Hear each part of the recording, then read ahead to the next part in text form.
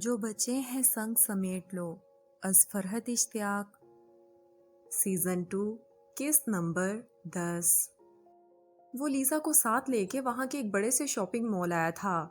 اس نے لیزا کے اصرار پر تھوڑا بہت ناشتہ کر لیا تھا۔ ماضی کو دہرا کر اسے یاد کر کے اس پر عجیب سی اداسی اور کنوتیت طاری تھی۔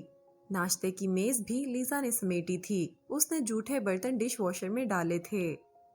وہ خاموش بیٹھا اسے دیکھتا رہا تھا۔ لیزا اس کے بعد ایک بار پھر اس کے پاس میز پر آ کر بیٹھی تھی۔ جو باتیں سوچنے اور دہرانے سے تمہیں اتنی تکلیف ہوتی ہے سکندر، تم انہیں مجھ سے بھی مت کہا کرو۔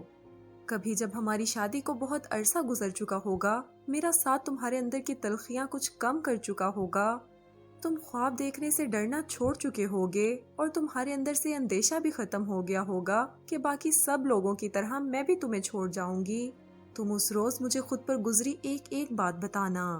اور وہ اس لڑکی کے خود پر یقین اور محبت کو دیکھتا رہ گیا تھا۔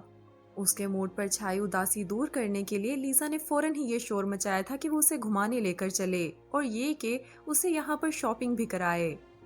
یہاں زیادہ تر شاپنگ مالز صبح 10 بجے یا اس کے کچھ بعد کھلا کرتے تھے۔ اس بیچ جو تھوڑا وقت تھا وہ اس میں لیزا کو دوحہ کی مختلف خوبصورت سڑکیں اور روڈز پر گھماتا رہا تھا۔ کئی جگہ وہ ٹریفک جام میں بھی پھنسے تھے، گویا صبح صبح یہ ان کی لانگ ڈرائیو تھی۔ وہ ابھی بھی اداس تھا، وہ دل سے خوش ہونے سے ڈر رہا تھا، مگر وہ لیزا سے اپنی یہ کیفیت چھپا رہا تھا۔ وہ بظاہر ڈرائیو کرتے اس کی باتوں پر یوں مسکرا رہا تھا جیسے بہت خوش ہو، جیسے کوئی خوف، کوئی اندیشہ اس کے دل کو پریشان نہ کر رہا ہو۔ اب وہ دونوں اس جدید اور بے حد خوبصورت پورا سائز شاپنگ مال میں تھے، جہاں اچھی سے اچھی اور مہنگی سے مہنگی ہر شے موجود تھی۔ لیزا کو ایک شاپ پر اپنے لیے ایک ہینڈ بیگ پسند آیا، وہ اسے خریدنے لگی۔ پتہ ہے مجھے تمہارے پاس بہت پیسے ہیں، مہربانی کر کے یہ والیٹ اندر رکھ لو۔ اسے پیمنٹ کرنے کے لیے والیٹ نکالتا دیکھ کر وہ قدرے رعب سے بولا۔ اس نے خود اس کی پیمنٹ کی تھی۔ میری شاپنگ کی پیمنٹ تم کرو گے؟ وہ دونوں بیگ خرید کر شاپ سے باہر نکلے تو لیزا نے مسکرا کر اس سے پوچھا۔ ہاں، وہ اس کے ساتھ چلتے ہوئے سنجیدگی سے بولا۔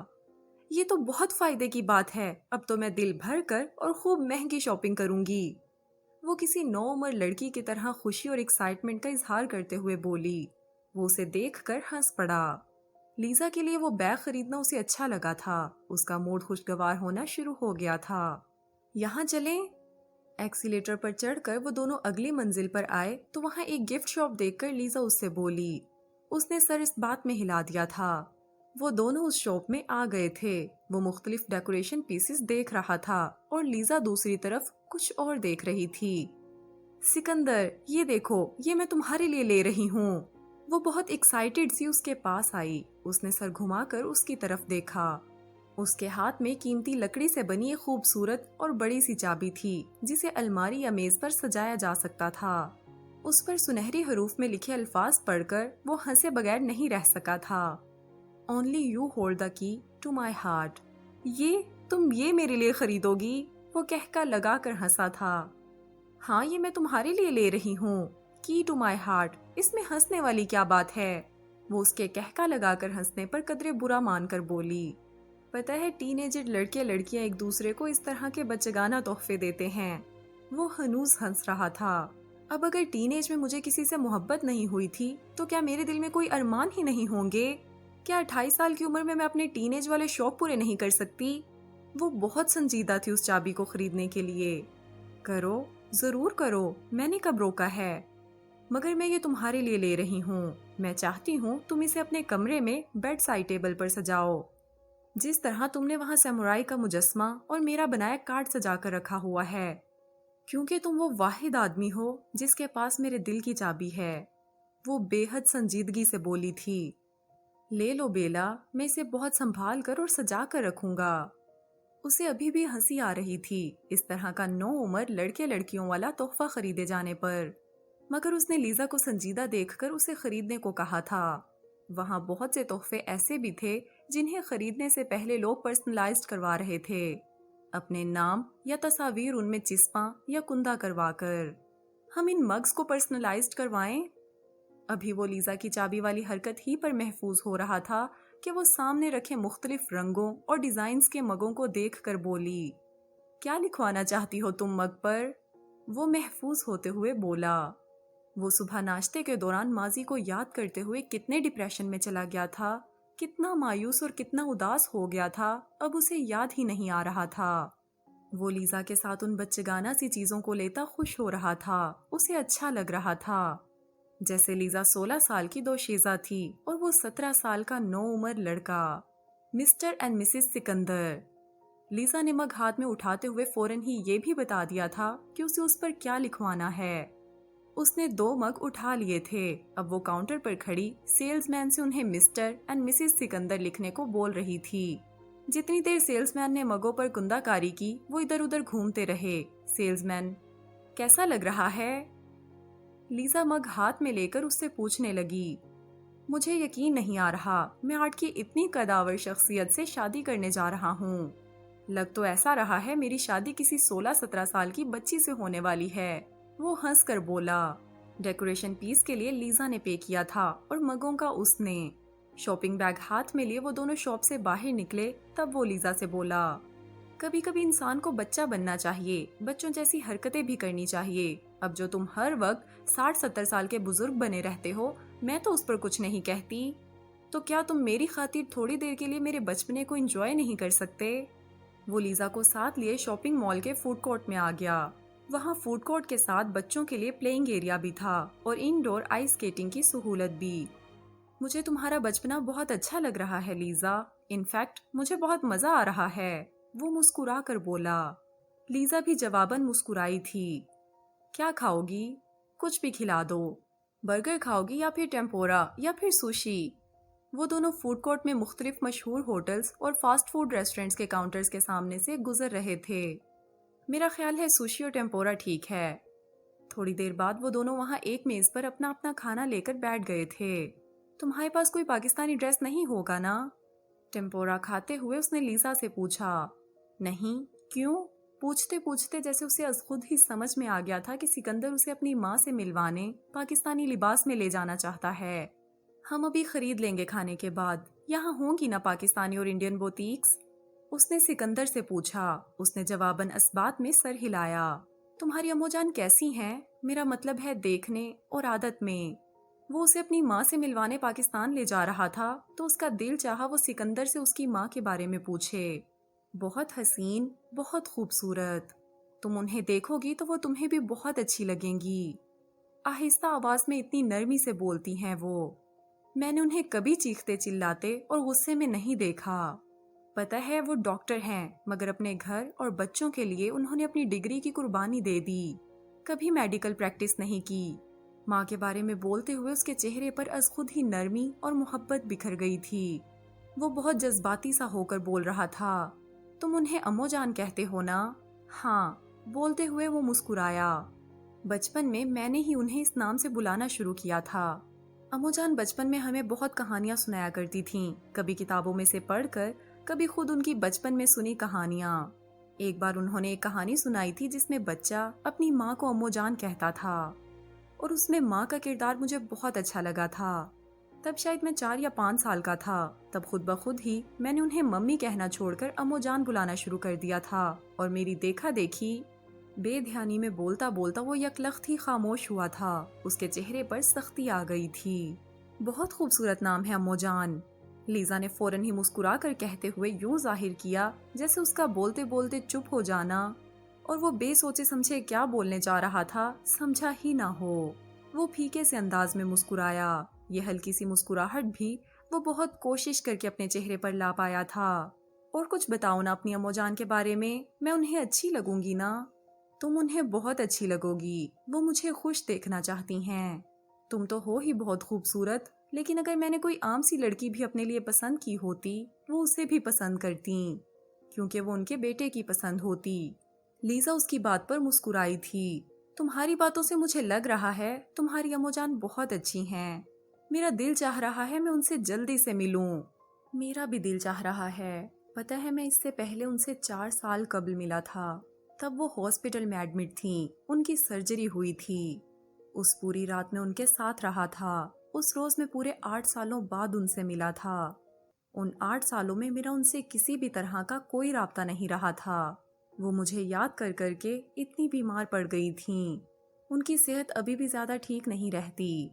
اس کے لہجے میں ماں کی محبت اور ان کی صحت کی فکر شامل تھی۔ کیا خدا نخواستہ کینسر؟ لیزا نے تشویش سے پوچھا۔ نہیں، اس کا الحمدللہ کوئی مسئلہ نہیں ہے۔ ہر 2-3 مہینے بعد اس حوالے سے ان کے ٹیسٹ وغیرہ اور ڈاکٹر کے پاس تفصیلی چیک اپ ہو جاتا ہے۔ اس طرف سے اطمینان ہے، مگر ان کی طبیعت اکثر خراب رہتی ہے۔ کبھی بلڈ پریشر، کبھی شوگر، کبھی کولیسٹرول اور کبھی کچھ نہ کچھ صحت کا مسئلہ انہیں مسلسل رہتا ہے۔ اپنی صحت کے متعلق وہ مجھے زیادہ بتاتی نہیں ہیں، مگر مجھے پتا ہے وہ بہت کمزور ہو گئی ہیں۔ میں نے انہیں 4 سالوں سے دیکھا نہیں ہے لیزا۔ لیزا نے میز پر رکھے اس کے ہاتھ کے اوپر اپنا ہاتھ رکھا۔ فکر مت کرو، وہ بالکل ٹھیک ہوں گی اور تمہارے آنے کا جان کر بہت خوش ہوں گی۔ تم ان سے ملو گے تو ان کی طبیعت اپنے آپ بہتر ہو جائے گی۔ لیزا مسکرا کر اسے یقین دلا رہی تھی۔ اس نے جواباً مسکرا کر سر ہاں میں ہلایا تھا۔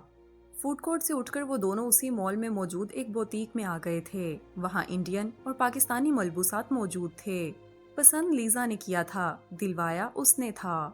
کڑھائی کی ہوئی پنک کلر کی خوب گھیر والی فراک، چوڑی دار پجامے اور دوپٹے کے ساتھ اس نے اس کے علاوہ بھی لیزا کو کافی کچھ دلوایا تھا۔ تمہارے بہت پیسے خرچ ہو گئے نا؟ دل بھر کر شاپنگ کرنے کے بعد جب وہ دونوں مال سے باہر نکل رہے تھے تب وہ معصومیت سے آنکھیں پٹ پٹا کر بولی۔ وہ اس کی اس مصنوعی معصومیت پر مسکرایا۔ پتہ ہے لیزا، تمہارے لیے کچھ خرید کر مجھے کتنی خوشی ہو رہی ہے۔ میں زندگی میں پہلی بار خود سے وابستہ کسی رشتے کے لیے کچھ خرید رہا ہوں۔ مجھے اپنے اندر بڑی نئی سی خوشی اور زندگی کی امنگ محسوس ہو رہی ہے۔ اس سے دل کی باتیں کہنا اسے بہت اچھا لگ رہا تھا۔ اب وہ جو سوچتا تھا، جو محسوس کرتا تھا، بے جھجک اس سے شیئر کر لیا کرتا تھا۔ اس نے اسی بوتیک سے اپنی امو جان کے لیے بھی ایک قیمتی جوڑا خریدا تھا۔ پسند لیزا کی تھی۔ اب لیزا کو دوحہ کا سی سائڈ دیکھنا تھا۔ ڈھیر ساری شاپنگ کر کے وہ دونوں فارغ ہوئے تو سپہر کا اختتام اور شام کا آغاز ہوا چاہتا تھا۔ وہ اسے لے کر کارنش پہنچا تو شام ہو چکی تھی۔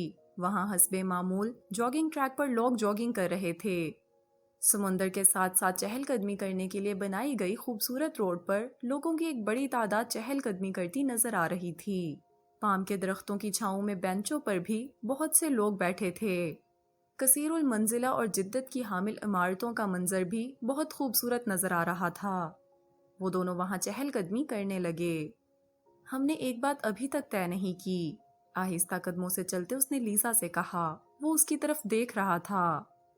کیا؟ تمہاری جاب کا کیا ہوگا؟ میں نے تم سے پوچھے بغیر از خود یہ فرض کر لیا کہ تم لندن چھوڑ کر دوحہ آ جاؤ گی۔ ہاں تو ٹھیک سوچا تم نے، وہ مسکرا کر بولی۔ تو کیا تم اپنی جاب چھوڑ دو گی؟ تمہاری جاب بہت اچھی ہے لیزا، مگر جس سے میں شادی کر رہی ہوں وہ بھی تو بہت اچھا ہے۔ وہ اسی کی ٹون میں فوراً بولی تھی۔ جاب کا کوئی مسئلہ نہیں ہے سینیور سکندر، میں ایک کامیاب آرٹسٹ ہوں۔ شادی کے بعد گھر سے اور تم سے بچ جانے والے ٹائم میں پینٹنگز بنایا کروں گی، اپنی ایگزیبیشنز کی تیاریاں کیا کروں گی، اور اگر پھر بھی مجھے لگا کہ مجھے گھر پر بوریت ہو رہی ہے، ٹائم نہیں گزرتا، تو میں یہاں دوحہ میں کسی آرٹ اسکول یا کالج میں جاب کر لوں گی۔ مگر تمہیں اپنی لندن میں جاب بہت پسند ہے۔ تم صرف اپنی اس بہترین جاب کی وجہ سے لندن چھوڑ کر روما میں سیٹل نہیں ہوتی، صرف سال کے 2 مہینے روما میں گزارتی ہو۔ اگر روما سے اتنی محبت کے باوجود تم لندن میں اپنی جاب چھوڑ کر روما میں سیٹل نہیں ہوئی تو کیا یہ تمہارے ساتھ زیادتی نہیں ہوگی کہ تم میری خاطر اپنی بہت اچھی جاب چھوڑ دو؟ وہ بہت سنجیدگی سے بولا تھا۔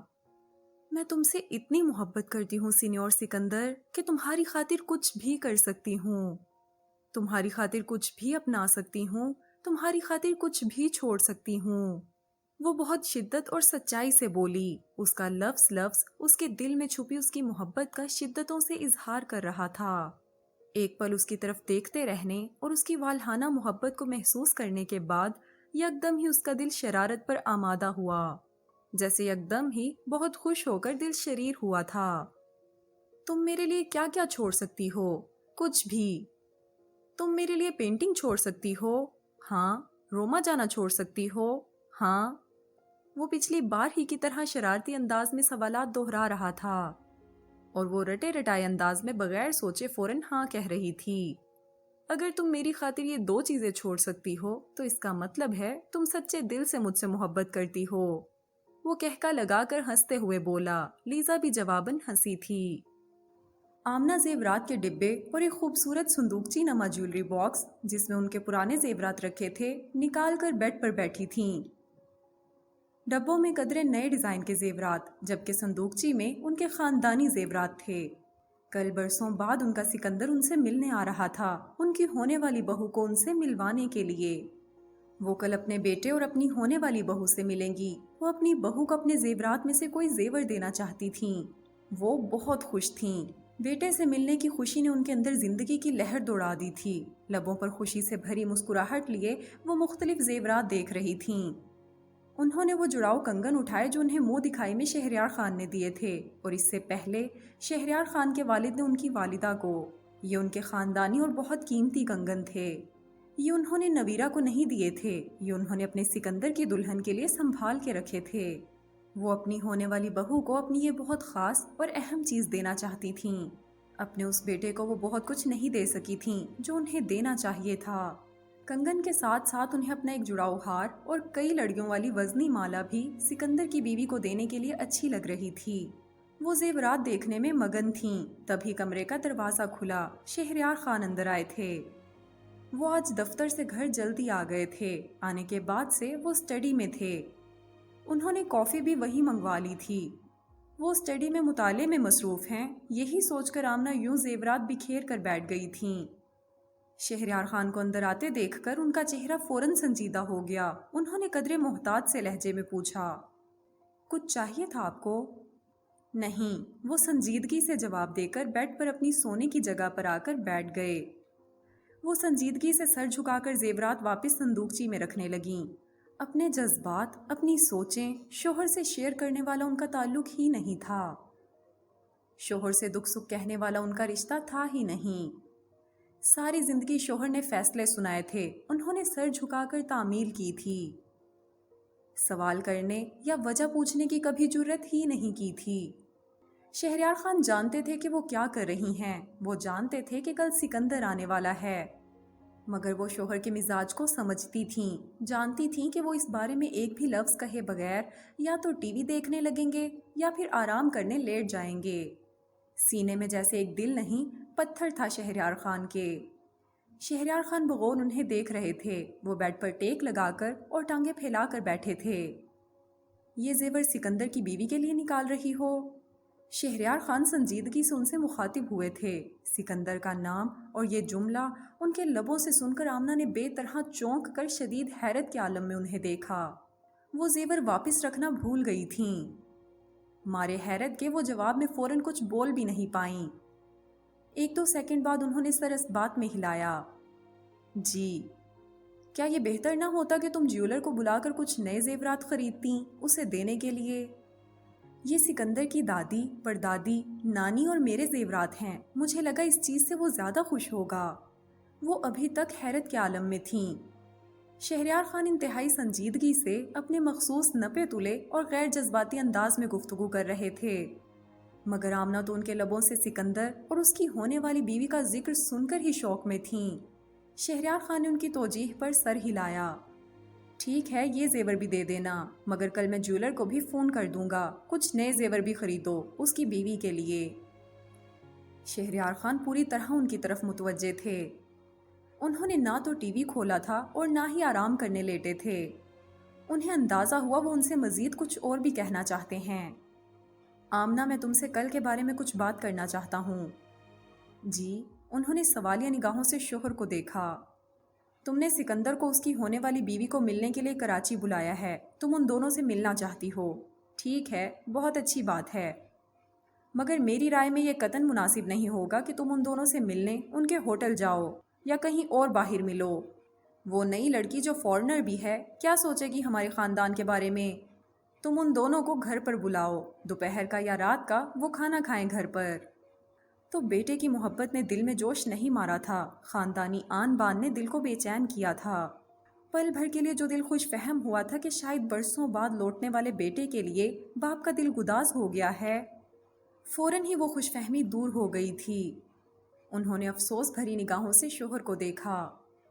اگر اللہ کسی کے دل سے نرمی اور محبت نکال دے تو انسان ایسا ہی ہو جاتا ہے جیسے شہریار خان۔ دل چاہا تھا انہیں جھنجھوڑیں، پوچھیں کہ کیا دل نام کی کوئی چیز ان کے سینے میں موجود بھی ہے۔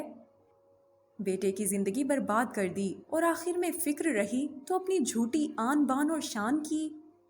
وہ گھر نہیں آئے گا، وہ مجھ سے ملنے کے لیے آنے پر اسی شرط پر راضی ہوا ہے کہ میں اسے گھر نہیں بلاؤں گی۔ وہ نظریں جھکا کر بظاہر زیورات کو ڈبوں میں رکھتے محتاط لہجے میں بولی تھیں۔ 1-2 سیکنڈ شہریار خان کا جواب سنائی نہ دیا تو انہوں نے سر اٹھا کر انہیں دیکھا۔ وہ انہی کو دیکھ رہے تھے۔ ان کا چہرہ سنجیدہ اور سپاٹ تھا۔ ٹھیک ہے، تو یوں کر لیتے ہیں، ان دونوں کو کل ہمارے فارم ہاؤس پر بلا لو۔ میں، تم، نویرہ اور علی وہاں جائیں گے۔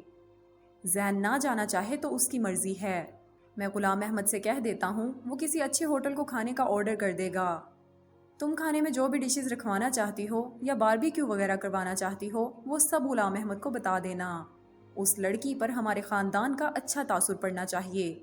اسے پتہ چلنا چاہیے کہ وہ کس بڑے خاندان کی بہو بننے جا رہی ہے۔ شہریار خان کا مغرور دو ٹوک انداز آمنہ کے دل میں کئی چبھتے ہوئے سوال اٹھا رہا تھا۔ وہ پوچھنے کی جرت نہ رکھتی تھیں، ورنہ ضرور پوچھتیں طنزیہ لہجے میں۔ اپنے بیٹے کو گھر سے بے دخل کر کے، اسے سڑک پر لے جا کر کھڑا کر کے، آج انہیں اچانک وہ اپنے خاندان کا حصہ لگنے لگا ہے۔ صرف اس اٹالین لڑکی اور اس کی فیملی کے سامنے اپنی آن بان اور خاندانی شوکت بتانے کو۔ کہیں وہ لڑکی سکندر کی ماں سے کسی ہوٹل یا ریسٹورنٹ میں مل کر ان کے خاندان کو کوئی معمولی خاندان نہ سمجھ بیٹھے۔ گویا بیٹے کی زندگی تباہ و برباد کر کے بھی کچھ اہم رہا تو خاندان۔ اس کی ایک غلطی کی اسے اتنی کڑی سزا دے ڈالی، اس کی زندگی اندھیروں میں دھکیل دی، اسے برباد کر دیا۔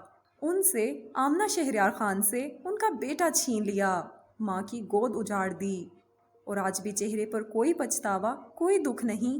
فکر ہے تو اپنے خاندانی جاہو جلال کی۔ ٹھیک ہے، میں اس سے کہہ دوں گی۔ کہیں ان کے چہرے پر بکھرے سوال اور شکایتیں وہ پڑھ نہ لیں، اس خوف سے وہ سر جھکا کر آہستہ سے بولی تھیں۔ مزید ویڈیوز اور اپڈیٹس کے لیے چینل سبسکرائب کرنا نہ بھولیں اور بیل آئیکن کو بھی ہٹ کریں۔